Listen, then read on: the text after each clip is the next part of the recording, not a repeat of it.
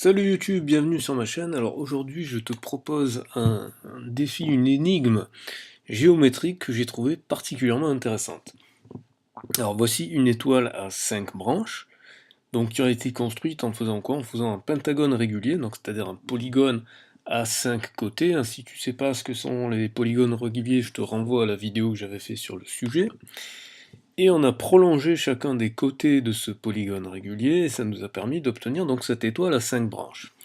Question, est-ce que l'air en orange est supérieur à l'air en violet? Est-ce qu'elle est inférieure ou est-ce qu'elles sont égales? Donc je répète, on a une aire colorée en orange, on a une aire colorée en violet.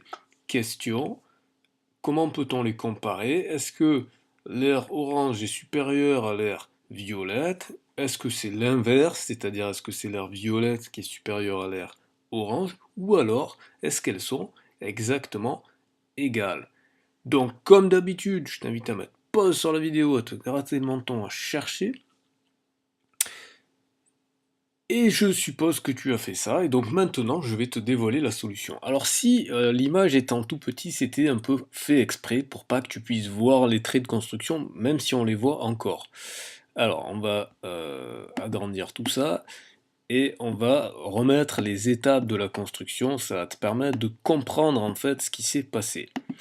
Donc je vais réafficher la fenêtre d'algèbre, et je vais réafficher mon curseur qui m'a permis de noter les étapes de la construction.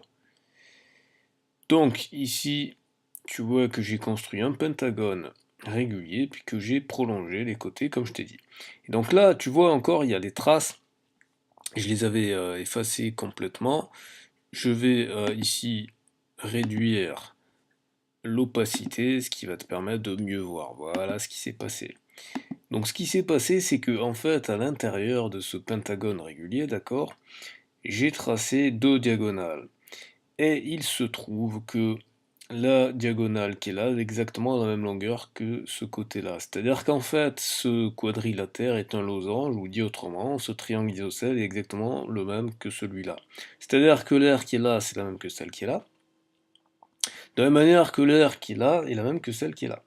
Ce qui veut dire qu'on a une, deux, trois branches, une, deux, trois branches, et un triangle comme ça, et un triangle comme ça. Voilà pourquoi les aires sont en fait rigoureusement égales.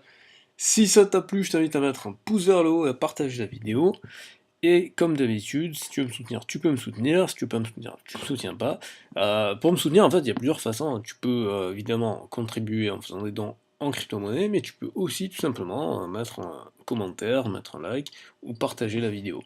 Voilà, je te dis rendez-vous à demain pour une prochaine vidéo.